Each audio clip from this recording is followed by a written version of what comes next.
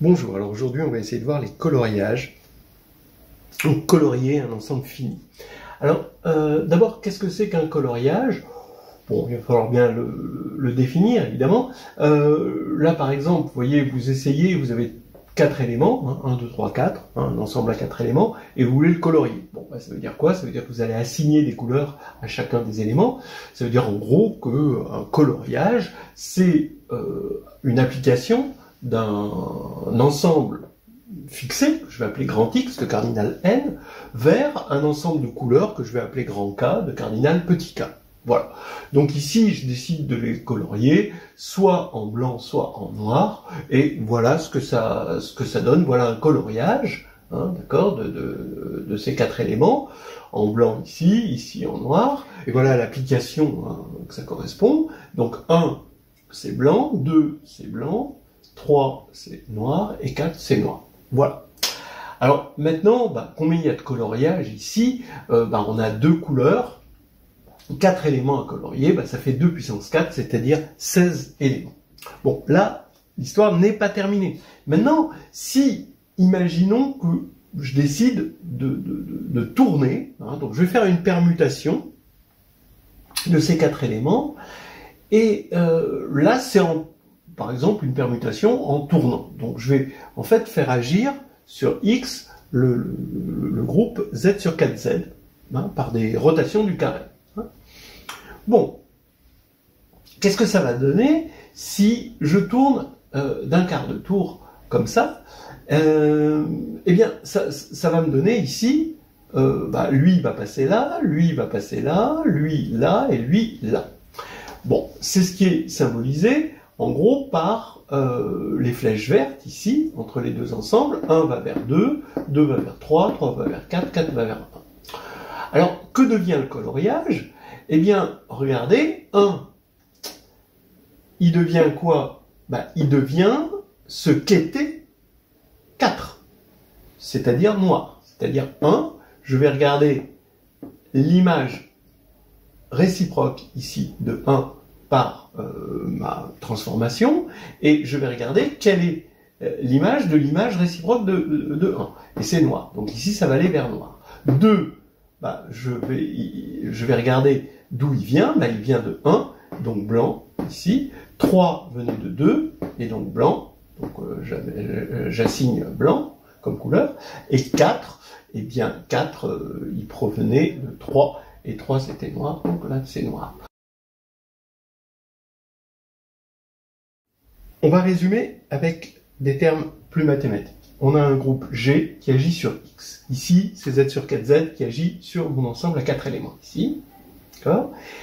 Et l'ensemble des coloriages C, ça va être les fonctions de X dans l'ensemble des couleurs K.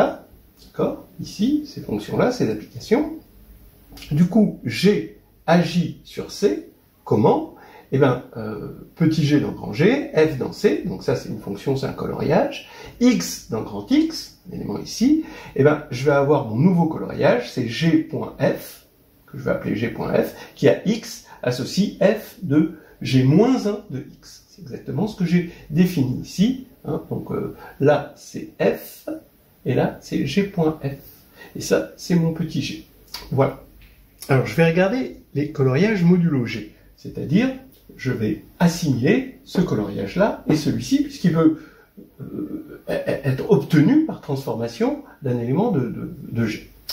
Bon, alors, combien y a-t-il de coloriages modulo G ici, avec des blancs et des noirs? Il y a ici, quand tout est noir, symétriquement quand tout est blanc, quand il y a un blanc et 3 noirs, symétriquement quand il y a un noir et 3 blancs, mais il y a 2 possibilités à modulo G pour 2 blancs, 2 noirs. Vous avez celui-ci et celui-ci. Vous ne pouvez pas obtenir avec un élément de Z sur 4Z, d'accord, en tournant celui-ci à partir de celui-là. Ça, c'est pas possible, et c'est 2 orbites, en quelque sorte, 2 G-orbites de coloriage différents. Voilà. Donc, on compte, et en fait, on en compte 6 en tout. Alors, comment faire pour trouver 6? Comment faire pour trouver une formule générale? Eh bien, on pense évidemment à la formule de Burnstein. Ce qu'on est en train de compter, ce sont des G orbites sur un ensemble de coloriage. Donc c'est l'ensemble, ce qu'on appelle C sur G, des G orbites pour l'action de G sur C. On sait que c'est le théorème de Burnside qui nous permet d'obtenir ça. Alors ce théorème de Burnside, on va le démontrer dans un cadre plus fin. Donc pour l'instant, on peut supposer cette formule. Bon, de toute façon, beaucoup de gens la connaissent. Hein. Le cardinal cherché, c'est 1 sur cardinal de G fois la somme pour G dans grand G de cardinal des invariants pour petit g sur C. Alors, cette formule, elle est bien sûr, elle nous permet d'avoir espoir hein, de calculer ça en général, mais le problème, c'est qu'elle nous relie ce cardinal cherché à quelque chose d'un peu compliqué. C'est-à-dire qu'au départ, qu'est-ce qu'on a? On a une action de G sur grand X, et l'action de G sur grand C est plus compliquée à comprendre. D'accord? Donc, il nous faudrait une formule qui ne dépende que de l'action de G sur grand X. C'est ça qui va être important. Alors, regardez, c'est ce lemme qui va nous aider à faire le lien entre ça et ça. F appartient à CG, d'accord, indice supérieur. Donc ça veut dire quoi? Ça, c'est les invariants. Donc si f rond g-1 est égal à f, d'accord? C'est-à-dire si f g-1.x est égal à f de x, quel que soit petit x dans grand X. Mais, bon, vous voyez bien qu'à partir du moment où c'est vrai pour g-1, bah, du coup, ça va être vrai pour toute puissance de g. D'accord? Donc on va avoir f de g puissance s point x est égal à f de x bah, pour tout x dans grand X et pour tout s dans z. Voilà. Ce qui veut dire, donc ici, je suis en train de regarder le sous-groupe engendré par petit g, hein, ça, puisque j'ai pris s dans z. Donc je suis en train de regarder le sous-groupe engendré par petit g, et donc ça veut dire que f est constant sur les g orbites. Alors, bah, c'est facile maintenant. On a un ensemble, et il va y avoir, donc on a fixé petit g, donc on a les g orbites, et on veut regarder les fonctions dans K, d'accord, telles que c'est constant sur les g orbites, ben on regarde combien il y a d'orbites, d'accord, et on va mettre K à la puissance, au lieu de prendre n ici, on va prendre à la puissance le nombre d'orbites, puisqu'il suffit d'assigner à un élément, ici, une couleur, et tous les autres éléments de la même orbite vont aller vers la même couleur. Voilà. Donc, maintenant ça devient facile, voilà le corollaire, c'est que le nombre de coloriages, c'est 1 sur cardinal de G, somme pour G dans grand G, comme ici, et ici ça va être K puissance le nombre d'orbites de X, grand X, sous le sous-groupe engendré par petit g. Voilà, on va... Maintenant, ça y est, hein, on a la formule, puisque c'est la formule désirée.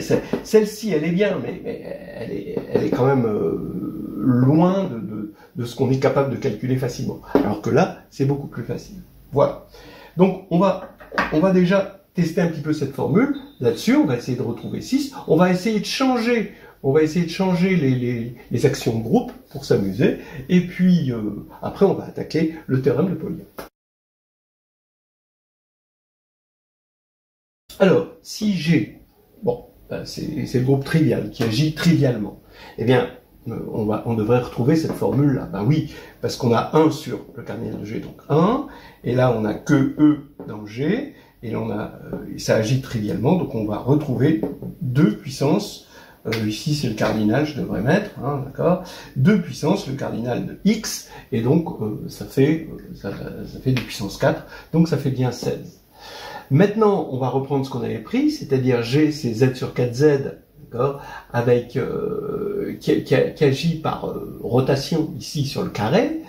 Eh bien, prenons, donc on va regarder, il faut regarder le nombre, ici petit k c'est toujours 2, hein, mais il faut regarder le nombre d'orbites, hein, de grand X sous le sous-groupe engendré par G. Alors quand c'est E, ben, ça va être le sous-groupe trivial, donc il agit trivialement, il y a 4 orbites.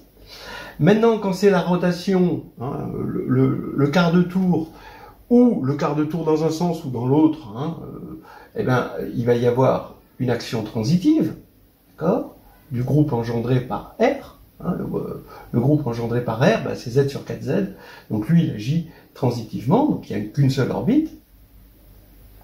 Et quand c'est le demi-tour, eh bien là, il va y avoir, ici, quand on va avoir le demi-tour, on va avoir 2 orbites, celle-ci, hein, d'accord, on va diagonalement opposer, et celle-ci. Donc on a 2 orbites. Ce qui veut dire qu'on va avoir, quand on va faire ça, on va faire 1 sur 4, d'accord, fois 2 puissance 4. Ensuite, pour le quart de tour, dans un sens, ça va faire 2 puissance 1, parce que c'est transitif, dans l'autre sens aussi, et pour le demi-tour, il y a 2 orbites, donc 2 puissance 2. Et quand on fait le calcul, on tombe bien sur les 6, hein, auxquels on s'attendait. Voilà, donc c'est bien. Et maintenant, on peut s'amuser à regarder le cas où G, c'est le groupe S4, alors qui agit par permutation sur l'ensemble à 4 éléments. Ce qui veut dire qu'on n'a pas la contrainte métrique, en quelque sorte, hein, de la rotation. Et là, cette fois-ci, vous voyez ce qui se passe. Bien, lui, on peut l'amener, comme on n'a pas de contrainte métrique, le blanc ici, on peut l'amener ici, et on peut l'échanger ici avec le noir, là, comme ceci, sans que ça pose de problème, parce que c'est juste des permutations. Donc ici, on va avoir la même orbite, et on voit bien qu'il va y avoir 5 coloriages, hein, modulo G. Voilà. On le retrouve, on va faire 1 sur 24, donc c'est factoriel 4, le cardinal de S4, 2 puissance 4. Ensuite, quand on a, dans S4, on a 6 transpositions. Donc là, les orbites pour les transpositions, il y en a 3, d'accord? Puisque si par exemple c'est la transposition 1, 2, ben, il va y avoir 1, 2 qui va être déjà une orbite, 3 qui va être une orbite, et 4 qui va être une troisième orbite. Donc ici, 2 puissance 3 pour les 6 transpositions. Pour les 8 3 cycles, ben, on va avoir 2 orbites, l'orbite du 3 cycles et le quatrième restant, qui est tout seul. Pour les 4 cycles, alors les 4 cycles, ça évidemment, il va y avoir qu'une seule orbite, puisque c'est un 4 cycles. Et pour les doubles transpositions, évidemment, comme c'est des doubles transpositions sur un ensemble à 4 éléments, vous allez avoir 2 orbites. Donc vous avez 3 doubles transpositions.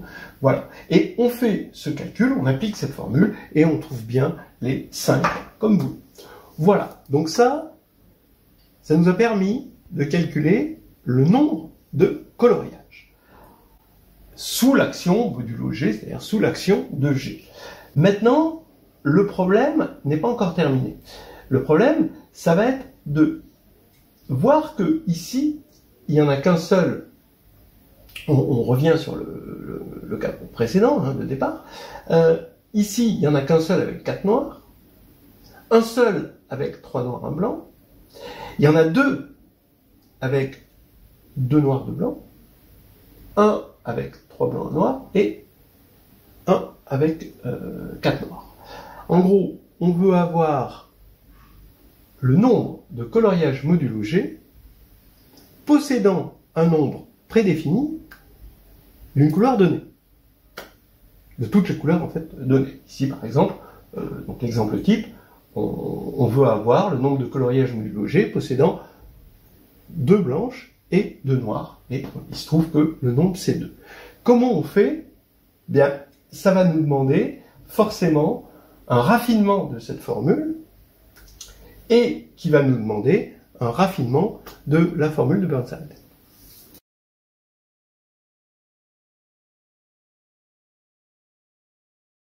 Alors ce raffinement, on va le faire en remplaçant des nombres par des polynômes. D'accord?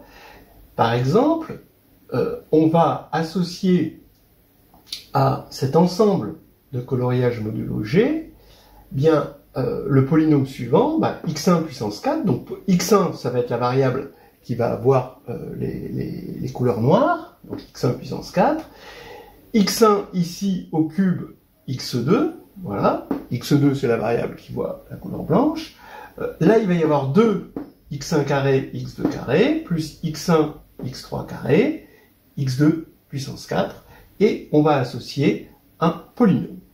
Alors, attention, le polynôme, il est associé à grand X et à l'action de G. Par exemple, si G, c'est le groupe trivial, qui agit trivialement sur X, mais ici, vous allez avoir x1 puissance 4. Ici, et vous allez avoir le blanc ici, le blanc ici, le blanc ici ou le blanc ici. Donc vous allez en avoir 4 pour x1 au cube, x2. Là, vous allez avoir pour 2 blancs, 2 noirs, vous allez avoir toute la possibilité de mettre 2 blancs, donc c'est-à-dire 2 parmi 4, donc 6 ici, et là 4, et là 1. Donc ici, ce polynôme, on voit qu'il y a une formule quand même qui est derrière, au moins dans le cas trivial. C'est que ça, on reconnaît x1 plus x2 puissance 4.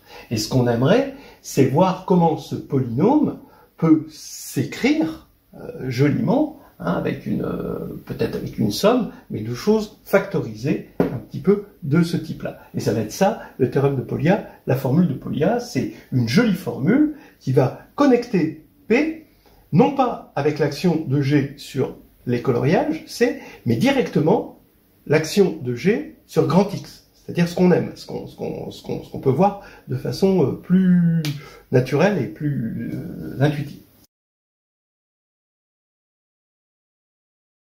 Regardez comment on va définir P. On va essayer de donner une bonne définition de P.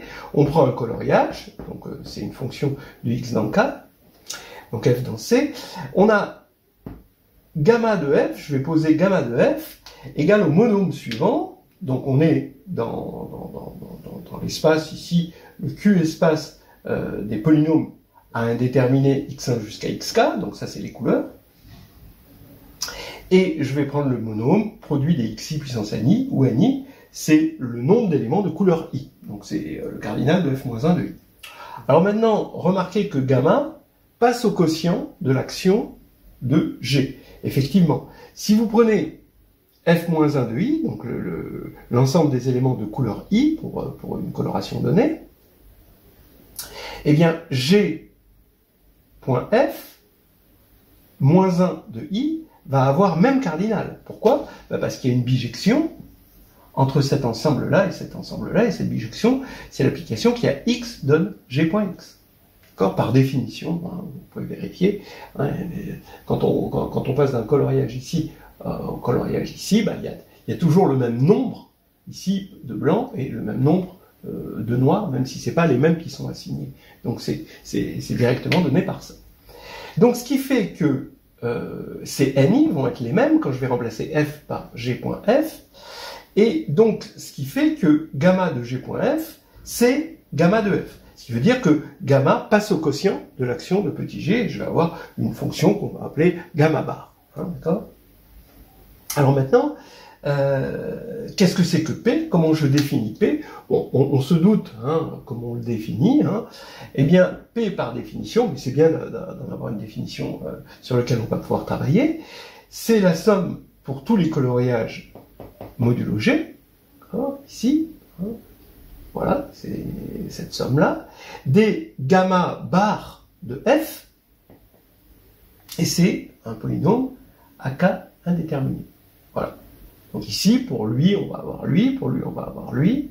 Pour lui, gamma, ça va être lui, et lui, ça va être lui, donc ça va incrémenter, il va y avoir 2, et là ici, et là, ça va nous donner ça. Alors on a défini ce qu'on appelle le polynôme générateur des coloriages.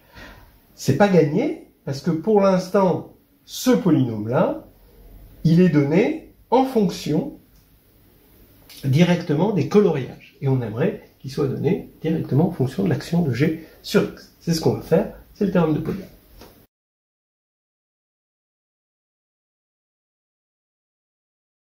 Alors, donc, on a défini le polynôme générateur de coloriage. Voilà. Donc c'est P, on l'a défini comme ceci. On a déjà calculé dans des petits cas particuliers.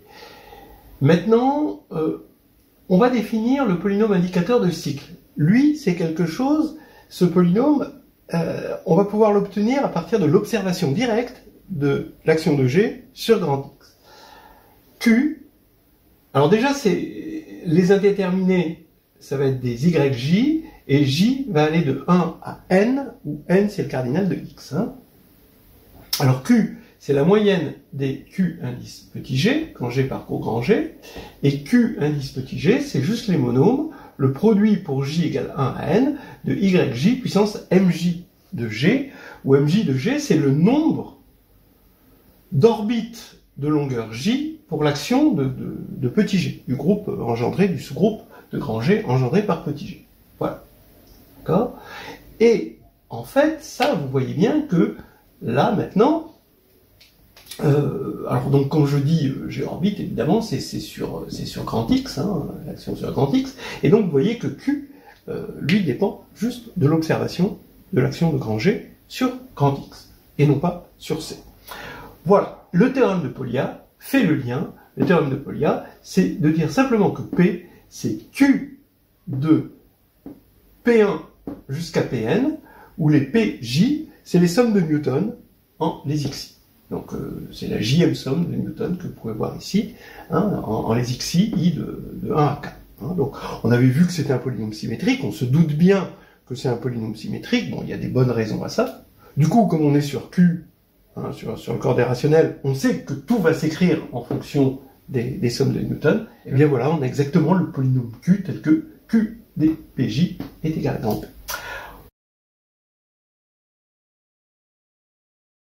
Donc maintenant, avant de démontrer le théorème de Polya, on va regarder sur les exemples comment ça se calcule. Bon, si G c'est le groupe trivial, et bien P, qu'est-ce qu'on va avoir pour Q? On va avoir juste Q indice E, bien sûr. Q indice E, ben, il n'y a que des orbites, l'action est triviale, donc il n'y a que des orbites de longueur 1. Donc on va avoir Y1, et des orbites de longueur 1, bon, comme on a 4 éléments ici dans notre exemple, bah, il va y en avoir 4. Donc ici, on va avoir Y1 à la puissance 4, et ce Y1 va, dans le théorème de Polya, devenir P1. D'accord ? Voilà. Là, ici, ça veut dire qu'on a substitué, ici, hein, on avait Y1 jusqu'à Yn, c'était ça les variables, et on a substitué PI à PJ à YJ. Voilà, donc ici on va avoir P1 puissance 4, et donc P1 c'est x1 plus x2, bien sûr, c'est la première somme de Newton, en deux variables, puissance 4, donc c'est ce qu'on avait trouvé dès le départ. Dans notre exemple non trivial, G égale Z sur 4Z, donc qu'est-ce qu'on va avoir? On va avoir un quart ici, maintenant Q indice E, ben, pour la même raison, on va avoir Y1 plus Y2 puissance 4, ensuite on va regarder les deux rotations, donc c'est pour ça que j'en ai mis deux ici. Donc il y a une rotation d'un quart de tour dans un sens et dans l'autre sens. Bon, bah, qu'est-ce qu'on va avoir? Bah, ces rotations, elles vont engendrer un groupe qui agit transitivement sur 1, 2, 3, 4.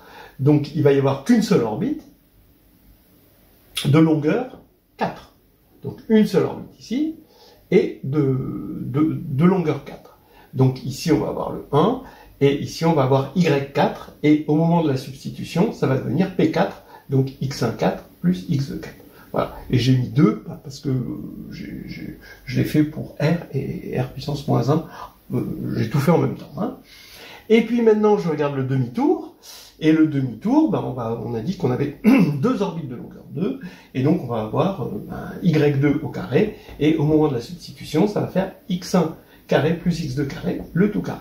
Voilà. Maintenant, vous développez ça, et vous allez obtenir le polynôme qu'on avait vu, c'est-à-dire là, vraiment, on peut vraiment obtenir tout, quoi, hein, de façon mécanique, hein, de façon calculatoire. On obtient ici les deux, par exemple, coloriages à modulo G, possédant deux noirs et deux blancs. Voilà. Remarquez que ça ne nous empêche pas d'avoir l'ancienne version, c'est-à-dire que cette nouvelle version, quand on va spécialiser x1 et x2 en 1, évaluer si vous voulez, x1 et x2 en 1, eh bien, on va retrouver le nombre de coloriages modulo G. Hein, D'accord? Vous prenez 1 ici. Là, vous avez 1, plus 1, plus 2, plus 1, plus 1. Vous retrouvez vos 6 coloriages. Mais ça, on va dire que c'est une déformation de 6. D'accord? Dans le sens que le 6 est une évaluation, en gros, de ça. Et en fait, ce qu'on est en train de chercher avec le polynôme générateur de coloriage, c'est une déformation, la bonne déformation du nombre de coloriages modulogés. Voilà. Vous parliez, j'en suis fort aise, eh bien, démontrez maintenant.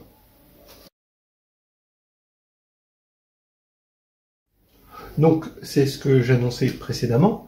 Il va nous falloir une version pondérée de Burnside, une version déformée, en quelque sorte, du théorème de Burnside. Donc allons-y, on prend G qui va agir sur Y, on va prendre phi, alors cette fois-ci, ça va être une application de Y dans E, où E c'est un Q espace vectoriel, voilà, c'est la nouveauté, et on suppose que phi est G invariante, c'est-à-dire que phi de G.Y, c'est phi de Y, quel que soit G et quel que soit Y.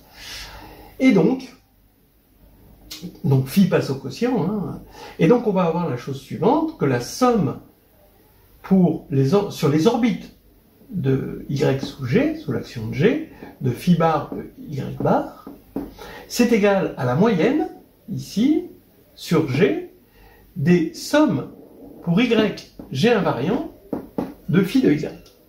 En quoi c'est un Burnside pondéré? Eh bien, encore une fois, quand on va regarder le polynôme, juste le polynôme constant égal à 1, c'est-à-dire que phi à tout Y ici, je lui assigne 1, d'accord? Qu'est-ce que je vais avoir ici? Ben, ici, j'aurai toujours des... Bon, alors bien sûr, c'est G équivariant, puisque c'est constant. Alors, maintenant, ici, j'aurai des 1 partout, donc je vais bien avoir le cardinal de Y sous G, d'accord, le nombre d'orbites. Ici, je vais avoir des 1 partout, donc je vais avoir le cardinal des petits G invariants sur grand Y, et donc on reconnaît la formule de Burnside. Donc c'est une déformation, en quelque sorte, de Burnside qu'on appelle le théorème de Burnside pondéré. Voilà. Ben, la preuve, c'est juste une pondération de la preuve de Burnside. C'est exactement la même chose. Hein, vous pouvez le faire.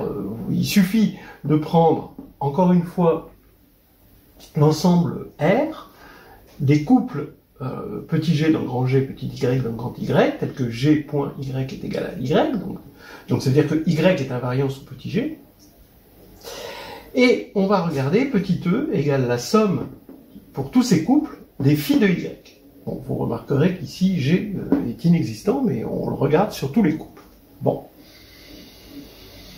Qu'est-ce que ça nous donne? Bah, en fait, si vous voulez, encore une fois, si phi c'est juste la constante égale à 1, bah, ici c'est le cardinal, E c'est le cardinal de R. Donc c'est bien la preuve de Burnside pour ceux qui la connaissent.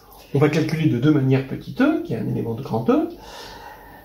D'une manière, eh ben, on va fixer petit g dans grand G, ce qui fait que Y va parcourir les petits g invariants. D'accord? Et maintenant, d'une autre manière, on va fixer petit y dans grand Y, ce qui va dire que G dans le stabilisateur de petit y. Et on va dire que bah, c'est la même chose. C'est une espèce de Fubini discret, un Fubini trivial. Hein. Bien, alors, là, on laisse tel que c'est. En fait, ça va être cette partie-là, hein, l'égalité. Et là, alors comme on a fixé petit y dans grand Y, ici j'ai phi de y fois forcément le cardinal du stabilisateur, Gy. Maintenant, comme phi est G invariante, eh bien ici je vais passer, ça va être constant sur les orbites, donc je regarde non pas y, mais juste son orbite, et je vais avoir phi de y, mais multiplié par le cardinal de l'orbite. Mais le cardinal de l'orbite fois le cardinal du stabilisateur de y, bah forcément c'est le cardinal de G. Donc ça, je peux le sortir à l'extérieur, ce qui fait que cette somme-là, que je reconnais ici quand j'ai sorti cardinal de G, c'est 1 sur cardinal de G fois ça. Voilà. Donc, voilà le Burnside pondéré. Bon, c'était assez indolore, hein, quand même, pour bien reconnaître. Et maintenant, on va arriver, on est très proche de la preuve du théorème de Polya. Alors, qu'est-ce qu'il va falloir faire? Il va falloir prendre pour Y, là-dedans, l'ensemble des coloriages. C'est E, ça va être l'espace vectoriel des polynômes. Vous voyez, il fallait bien que ce soit un espace vectoriel pour que je puisse faire des sommes et puis que je puisse diviser par G. Donc, il fallait bien que ce soit un Q espace vectoriel. Hein. Vous en êtes convaincus. Bien. Alors, E, là, ça va être les polynômes en les xi, i de 1 à k. Sur Q. Bon. Et phi, ça va être notre fonction petit gamma, qui définissait le polynôme générateur de coloriage. Bien. Donc, vous avez ça. Ça, c'est la définition. Maintenant, avec ça, vous appliquez le théorème de Burnside pondéré. Donc c'est 1 sur cardinal de G fois cette somme-là, qui nous ramène maintenant au petit g invariant de C. D'accord ? Donc on est encore en train de travailler sur ce qu'on n'aime pas, c'est-à-dire les coloriages, alors qu'on voudrait travailler sur X. Donc il est temps, là maintenant, de basculer sur X. Et maintenant, regardez, on va regarder grand X. On va regarder ces orbites que j'appelle X avec un exposant supérieur XS, bon, pour pas confondre avec les indices, ça c'est les indéterminés. Donc ça c'est la décomposition de grand X en orbite sous petit g, donc je fixe un petit g. Bon, vous voyez qu'il suffit maintenant de démontrer que ça c'est le QG ici, hein, pour démontrer le théorème de Polya, mais appliqué au PI, hein, PN. Voilà. Alors, donc, on va prendre X, on le décompose en G orbite, donc on fixe petit g. Je définis T comme le nombre de G orbites. Donc maintenant, je vais fixer un représentant XS pour chaque orbite et définir un petit g invariant, un coloriage petit g invariant. Ça revient à définir une couleur pour chaque représentant. Puisque la couleur, comme c'est G invariant, petit g invariant, la couleur ne dépend pas de l'élément choisi dans la petit g orbite. Voilà. Donc ici, je vais avoir une bijection entre CG et les couleurs que j'aurais choisies pour mon XS. Donc maintenant, ça y est, c'est là où je fais ma bascule, c'est que j'ai une bijection ici avec K puissance T. Donc là, ça y est, on a basculé, la preuve va bientôt converger. Alors maintenant, donc je me contente de montrer que ça, c'est égal à ça. Hein. Il suffit de démontrer ça si on veut démontrer le théorème de Polya. Hein. Donc je regarde juste ça, j'ai fixé tout ce qui est là. Maintenant, cette somme, je remplace CG par KT, hein, ici. Donc je prends la somme sur toutes les possibilités de couleurs, des T couleurs qu'on peut choisir pour les orbites. Voilà, on est attention, hein, K c'est des couleurs, hein, c'est pas un corps. Hein.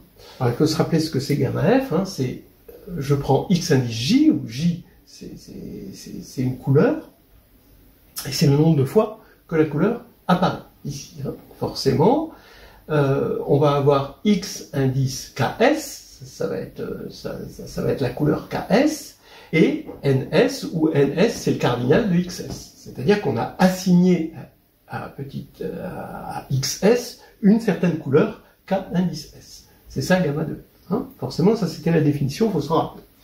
Bien, alors quand on voit les choses comme ceci, on a une somme de produits, la distributivité c'est que c'est le produit d'une somme. Donc c'est le produit de S égale 1 à T. Alors ce serait peut-être plus facile de le voir de là à là que de là à là.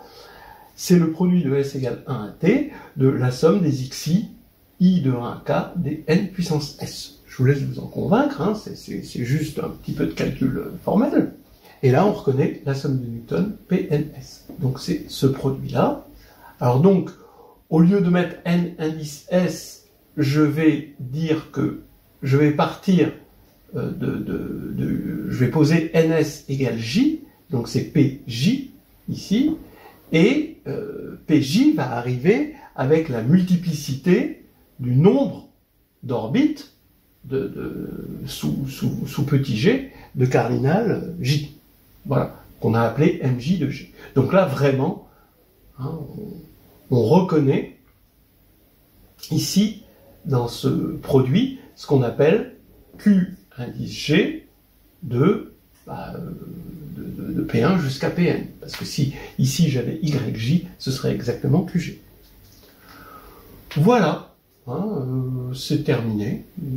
On a montré ce qu'on voulait, on a démontré le théorème de Polia. C'était pas facile. Et vous pouvez le retrouver dans le chapitre 5 hein, de H2G2, hein, donc histoire pas nouvelle, hein, histoire hédoniste de groupe et géométrie de 2015, le tome 2. Et pour un prix avantageux, tu devras l'essayer.